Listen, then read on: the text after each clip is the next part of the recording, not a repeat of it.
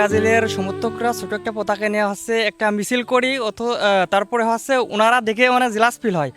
হওয়ার পরে তারা হচ্ছে একটা পতাকা নিয়ে এসে টানানোর পরে আমাদের অনেক জ্বালানোর পরে আমরা আসলে কি বলবো, সেই অনুরাগে আমরা তাদের থেকে 3 গুণ বড় করে আমরা হচ্ছে 2500 হাতের একটা পতাকা নিয়ে আসছি এবং এর খরচ হয়েছে 50,000 টাকা।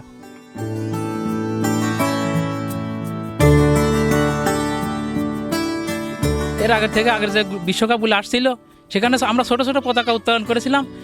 এবারও আমরা ব্রাজিলের একটা পতাকা উত্তোলন করেছিলাম। পরবর্তীতে আর্জেন্টিনারা আরও বড় সড়ো করেছে। তার পরবর্তীতে আমরা আবার 2500 হাত মতো একটা পতাকা উত্তোলন করেছি। এর পরবর্তীতে ওরা যদি বড় করে আমাদের আরও বড় করার চেষ্টা আছে ইনশাল্লাহ।